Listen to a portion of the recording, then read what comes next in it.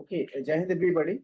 Uh, I think importance of West Asia need not be further elaborated as to how it is affecting the world as far as the energy security is concerned. Of course, we are also affected in a big way, despite whatever actions we have taken to diverse our sourcing from different this thing, and new dynamics are emerging. And based on actually the importance of that, we nominated Dhanashree as initially to head West Asian studies. But seeing the larger canvas, because as against the Western nations, it is the Asian continent which is most affected from this energy crisis. And there are multiple places in Asia specifically where the geography can be weaponized, as has been done there. Houthis are now trying in Red Sea, and you will not be surprised if these things start happening even on the eastern flank by Singapore, by in Malacca State and elsewhere, at the potential exists. So now Dhanashree will be looking after the entire Asian studies, and we are very fortunate to have Dr. Manjari with us.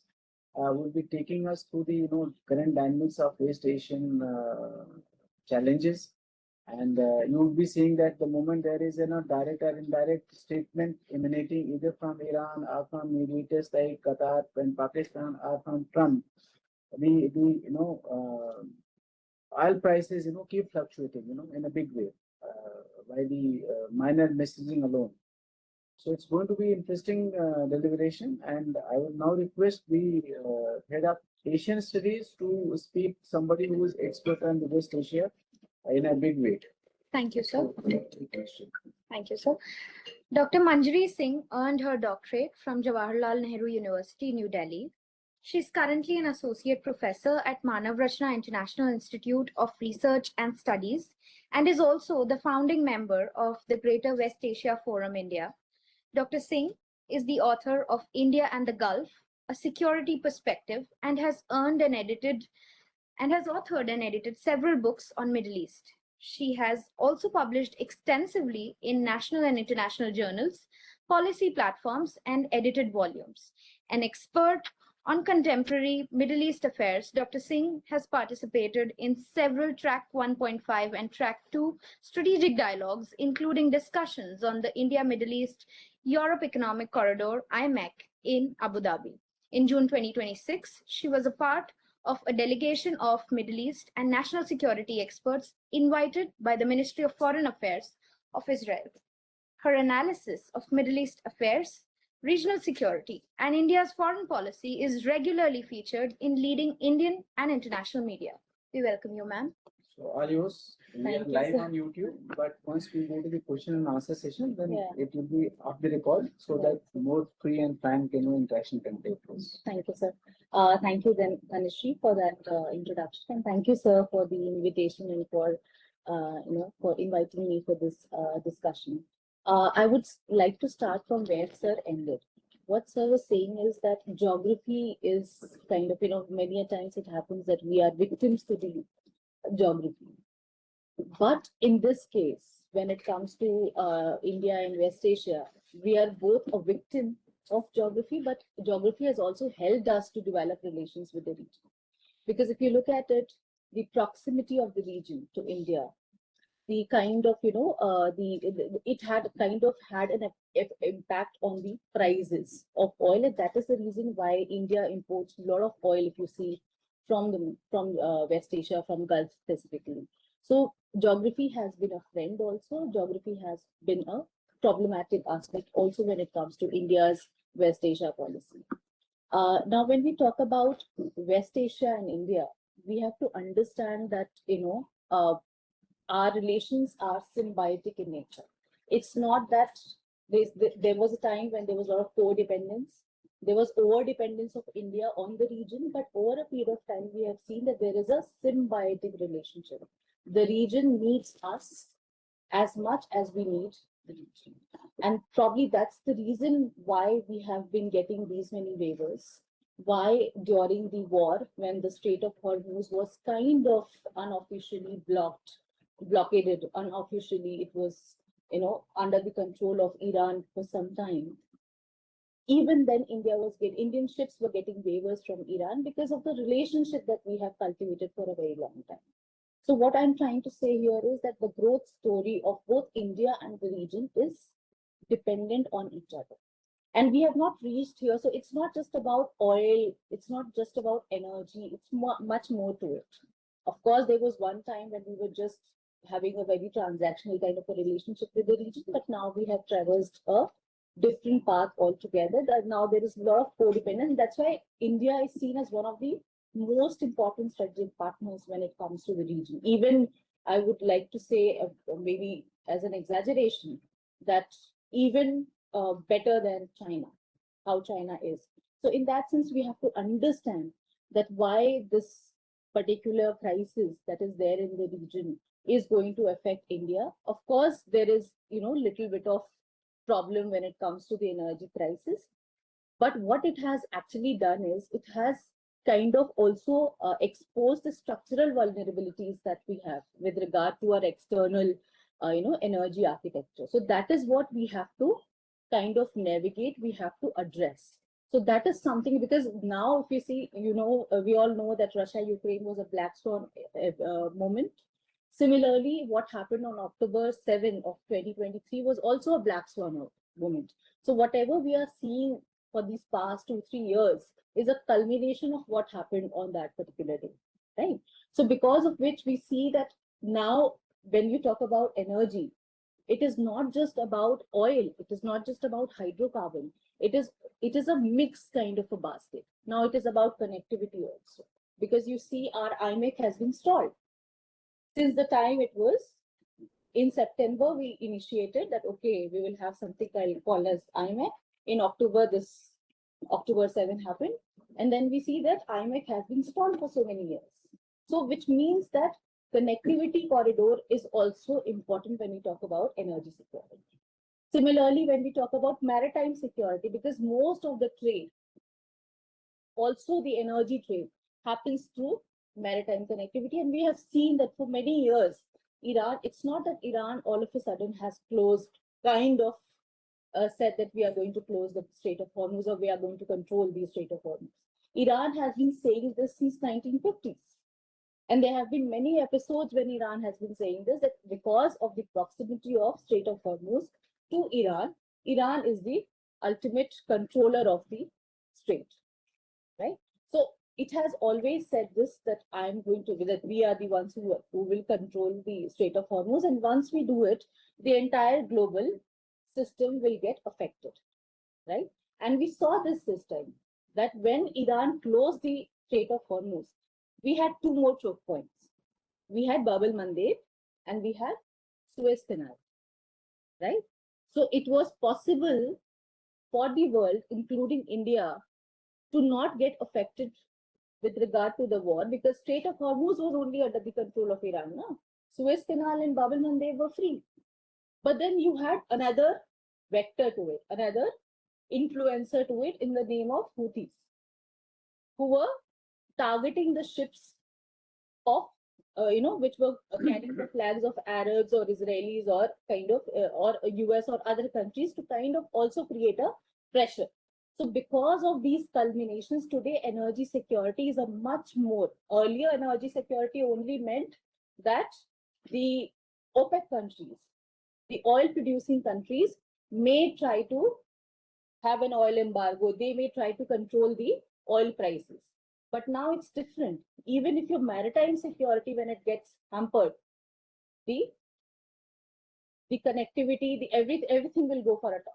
And your energy security, your oil prices will get hiked, right? So in that sense, we have to understand all these vulnerabilities, that what do we do? So what did we do this time? As soon as UAE decided that I am going to get out of OPEC on 1st May of this year, UAE decided that it is going to get out of OPEC because it wants to have its own production autonomy, right?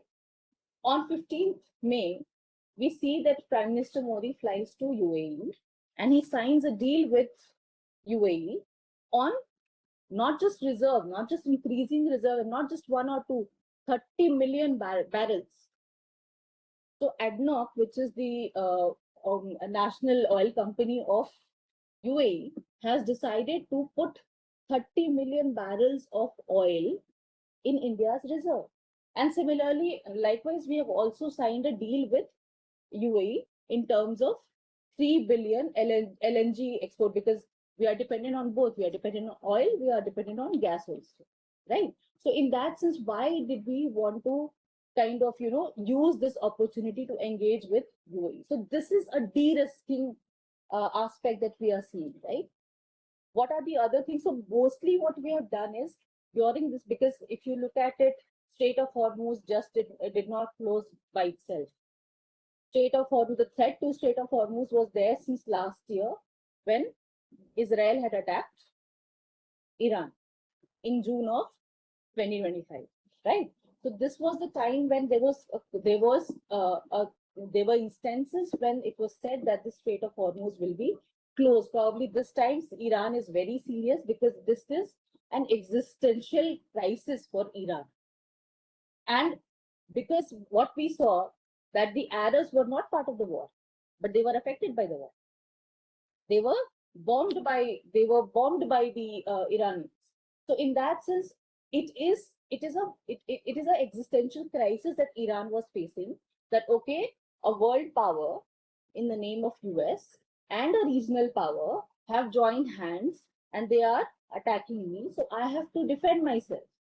So in that defense, I will do whatever I have to do to control, to kind of safeguard my interests, right? So this is why whatever Iran was doing is to safeguard its interests, save and to remain. I mean, one should not forget that Iran is in true sense, a regional power. Because if you look at the geography, if you look at the military strength that it has, if you look at the economy previously before the sanctions, all of it, Iran in true sense civilizational also. So it has been a rich culture, it has been a rich country traditionally, right? So in that sense, a country brought down to this stature through maximum pressure of US, right? To the extent that its currency has depreciated to the level of, millions of US dollars. So in that sense, the depreciation is not acceptable to Iran. And therefore, it was doing what it was doing. So even if Iran, so it was what I was trying to say earlier was that Iran, it was very clear that in the coming times, Iran is going to hold Strait of Hormuz under control. And that is what happened this year, right? So which means that we had a window of 1 year to manage our resources. So that's what we did. What did we do? We increased our imports from Russia. It was a costly affair because if you look at the geography, victims of geography again, the to bring oil from Russia increases your transport cost. So it's a costly affair. We diversified in other areas also. We had already had our reserves filled. So that is how we managed. But this is a very crisis adjustment kind of a thing. So this is a controlled, controlled shock adjustment that we were doing. But we need to do more than this, because in the coming times, connectivity corridors, maritime choke points, and all these strategic assets are going to be under threat, if not by the state actors, by the non-state actors like Houthis, right? So therefore, we have to manage something. Something has to be done, if not alone, with in connection with other countries. And that is what we were trying to do when we imagined of IMEC. Because unlike BRI, IMEC was not an initiative by one country. It was a multilateral initiative. So the idea was that all these countries coming together, if anybody gets affected, that was the reason why Saudi and Israel normalization was important, because they don't see eye to eye, right? But if you are working on something together, you would want to protect that corridor at any cost. So which means that at least the connectivity will be taken care of. So that is what we were envisioning. It has not happened. And all of a sudden we see that there is a new alignment in the region. I'll talk about it later. So again, coming back to India's, energy dependence or energy, aspirations, and how it has how it has culminated into India's West Asia policy. So when we talk about this kind of a situation, I would like to say that there are three phases of India and Gulf majorly, or India and WANA relations when it comes to energy. Today we talk about strategic partnership. I'm going to say that the strategic partnership that India and Gulf have, or India or WANA has, is still dependent on energy. It rests on energy. So energy is the bedrock of that relationship, right? So the first phase, we all remember that in 1956 to 61, the second five-year plan. India got its independence in 1947. We had a five-year plans. The second five-year plan, first five-year plan, of course, we kind of, we wanted to look after agricultural production. Second five-year plan, we wanted to industrialize. Mahalanobis plan, right? So we were trying to industrialize. So what do you need for industrialization? You need energy. And if you go back in history and you see when India is, and just imagine, India has been ideological in the sense that India after independence is not going to be part of the bloc system. It has its own ideology. It will not be part of any of the two blocs, right? But despite that, remember, this is the time when the entire region, the West Asia region, and specifically Gulf, is under the protectorate of British,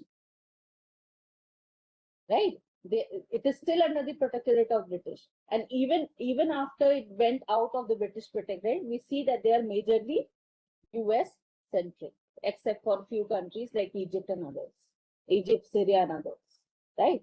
So most of these countries were an ally to the US.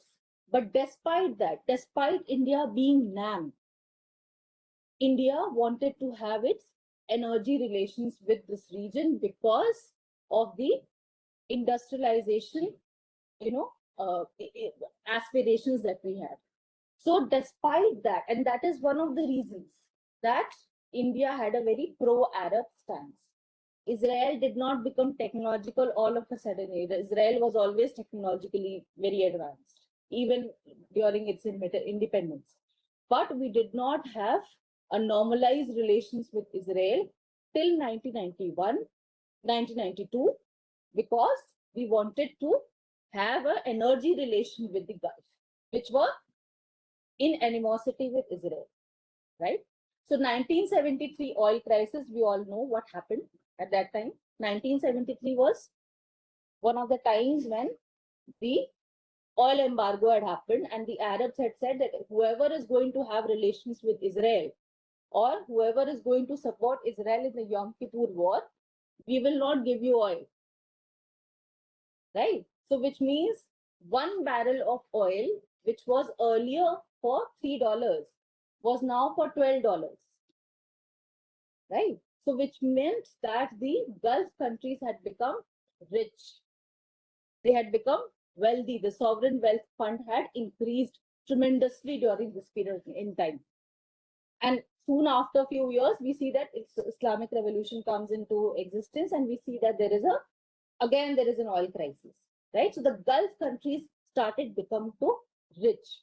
They became richer. They had more capital. There is no tax. We know most of the Gulf countries, all the Gulf countries are rentier economies, which means what? Which means that the petrodollars, the amount of wealth that they generate from the oil or energy, they use it for the development of the country, which means they don't need taxes from the people. So people are not taxed. So which means every person is also saving, right? So which means you have a lot of money, there is no tax, there are a lot of development plans. And this is the time when a lot of Indians flocked to Gulf because they saw a window of opportunity. that this is a region wherein you can go earn good money. You don't have to pay taxes. You can send money through remittances to your families and become more richer. So it was a window. So that's why we see that a lot of Indians started going to this region to kind of have a Gulf way of life, right? So this is the first phase wherein we see that India is trying to industrialize. It it kind of have a diplomatic relations with the regions. It has a very transactional, because remember we are still NAM. So which means ideologically we are different from this region. So we don't want to get involved in their internal affairs. We just want to buy oil from you. But then we see by 1970s, because of the oil crisis, because of the wealth increasing in Gulf, we see a lot of Indians flocking to Gulf. Now that has also become a plus point for us, right? Today we have near about 10 million people living in Gulf alone, right? So this, and the people of India, the way they are treated over there has become India's West Asia policy, which means the people in India do not get involved in the internal affairs of the region. And that's what we have adopted as a foreign policy, as a policy for our West Asia outlook, right? So this is what we were doing. So basically a very transactional kind of relationship we see till 1991. Now, after the disintegration of USSR, we see that we are in need of new friendships, because we were overtly dependent on Russia or USSR for defense because of Pakistan issue, right? So which means now we have to find new partners, because we have bought a lot of military platforms, defense platforms from USSR, erstwhile USSR. And now we feel that Russia will not be able to give us the same number of components. So we need something else from somewhere else. Now the relations with Israel is important. But then so is the relation with the Gulf also important. So what we did was we expanded our relations with the Gulf countries. So which means now we are not just based on energy. Now we are saying, okay, you have our expatriates also. Our economic trade has gone high thanks to the oil trade.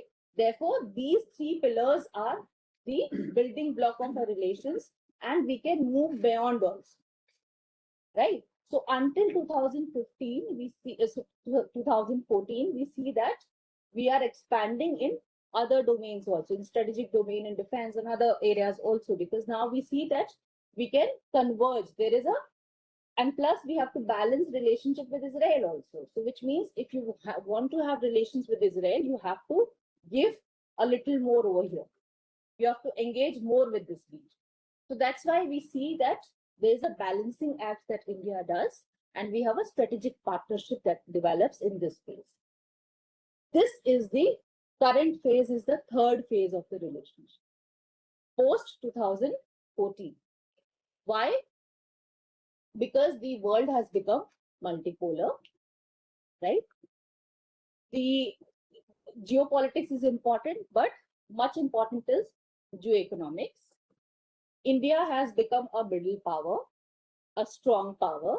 It is seen as a leader of the global south, right?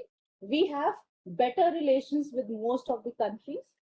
We want to be a Viksit Bharat by 2047, which means, and our story, I mean, remember all the powers, all the great powers, whenever they have attained that stature, they have done it through military advancement.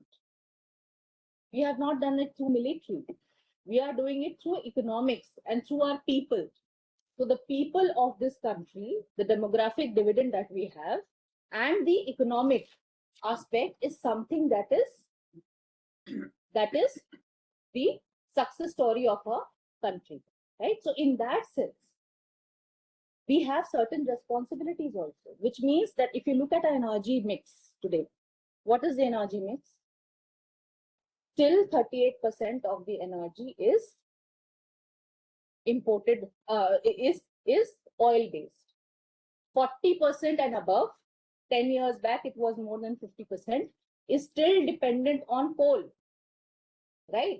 And we are doing some double figures, maybe 11 to 12% in non-fossil fuel, right? So which means that our energy basket is still dependent on the traditional sources of energy. But I said that we are a new country, we are a multi-pole, right? We are a emerging economy. We are the leader of the global south. So which means that we have a responsibility of using clean energy, right? So which means that we have to diversify and diversify faster in terms of our energy mix. So what do you do? And similarly, Gulf countries, they have realized after the Arab uprising of 2010-11 that, and with the advent of media, that people of the country, earlier so you were not asking for taxes, but now because of these conflicts, your exchequer, your sovereign wealth fund is decreasing also. So which means that you have to employ austerity measures, you have to ask for taxes. But all of a sudden, if you ask for taxes, people will lynch you, right? That's what happened in 2010, 11 during the Arab uprising, right? When people had to pay taxes in these countries where the Arab uprising or so-called Arab Spring happened, right? They had to, there was unemployment in the region, right? So which means that people are now much more forward oriented, they are much more modern, and therefore you see that Saudi Arabia, a Wahhabi country, had to modernize also, right? Till 2018, women were not allowed to drive cars in Saudi Arabia. But all of a sudden, all of the things are changing with the advent of MBS, because now you have a vision 2030. Now you want to modernize because the people of your country want to modernize. So you have to, right? Otherwise, your monarchy is under threat, right? So which means that these countries also, that's why I began by saying that there is a symbiotic relationship between India and WANA countries or Gulf countries. So we are both responsible for each other's growth story. So which means the region also wants to diversify. It does not want to remain the rentier state that it used to be. It does not want to just be dependent on oil, because they also know that it's a non-renewable resource. It will deplete at some point in time. So you also need green energy. Therefore, you see all of a sudden India and the region, especially Saudi Arabia, Egypt, or UAE, other countries, we are now engaging in clean energy, hydrogen, green hydrogen, right? So which means that we are diversified. So this is a very sustainability kind of a phase that we are into, where both the country, both India and the region are looking forward to change the dynamics. But then all of a sudden, war comes, right? And this war, I would say that it has kind of given a check to the countries that your strategic assets are not safe, right? So what do we need to do? क्या करना पड़ेगा? We'll have to have, like I said, de-risk. You have to manage everything. IMEC also, we were thinking, oh, Saudi Arabia, Israel, there will be a normalization. Okay, after the war, there will be a normalization. But then we see Saudi Arabia is getting closer to Pakistan, right? Then we see Saudi Arabia, all of a sudden, Saudi Arabia this year decides that it is going to have a railway connectivity with Turkey, which is not in very good terms with India, right? And it will join hands with Syria, which is under Ahmad al-Sharra, who is ex-Al-Qaeda, now HTS, right? Right? And it is joining hands with Jordan. It is developing its own corridor, Saudi Arabia to Europe. So which means if we want IMEC, we cannot do it without Saudi Arabia. But Saudi Arabia has another plans, right? So how do you converge? How do you start? Because up until now, only war was the problem for IMEC not to take over. But now this Saudi Arabia's decision to engage with Turkey is the problem. Now, why Saudi Arabia all of a sudden is doing this? So this is what is very important, and for us also it is very important because we have also seen some protests in our country, right? What Saudi Arabia, so which means that we should not overshare. We should not plan so much that we cannot deliver.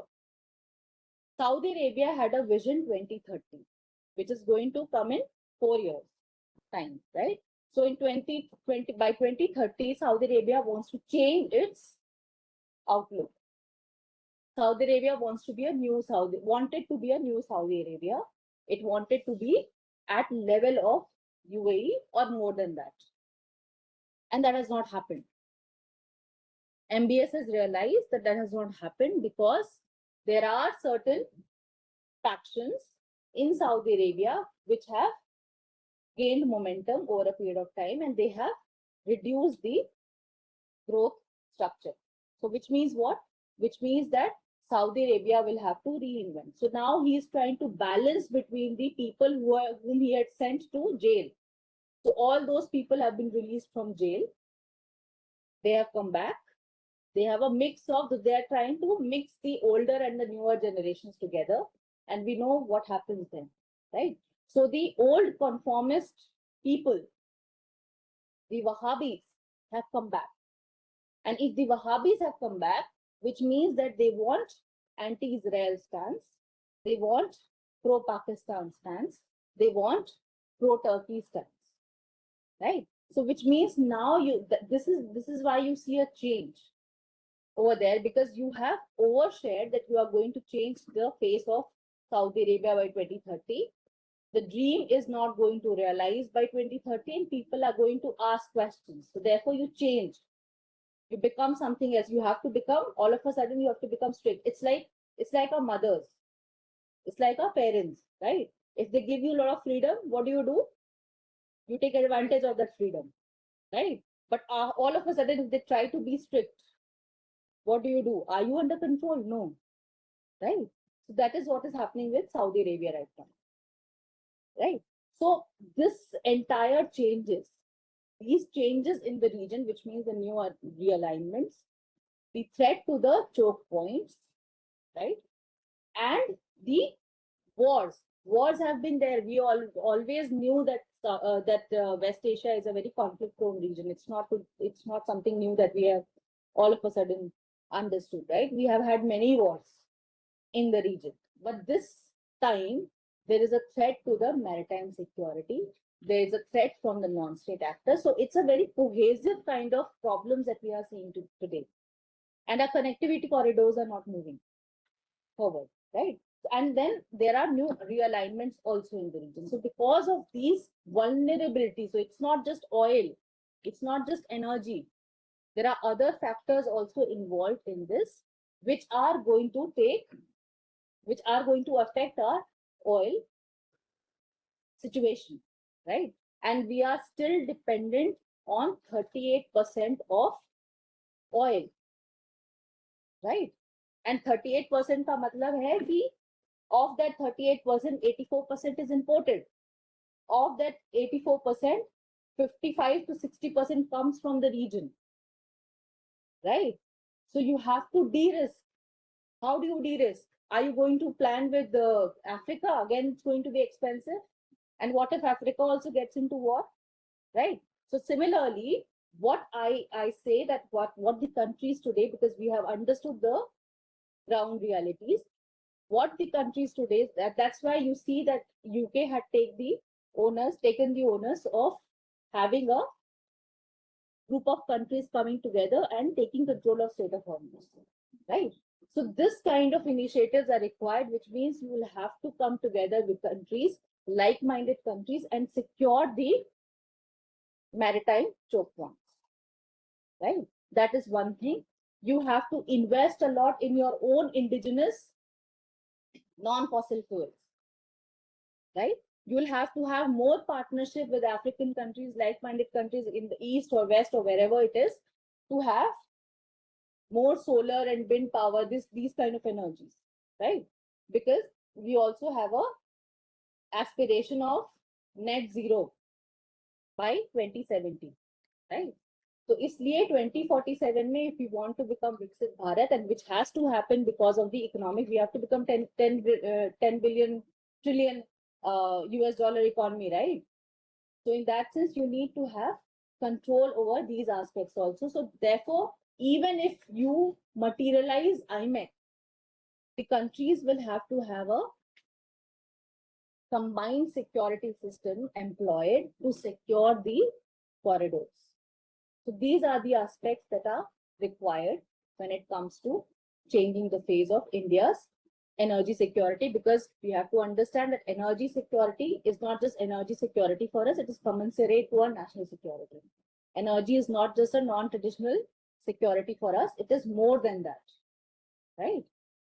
So this is what the energy situation in India and West Asia is all about. I'm open to questions now.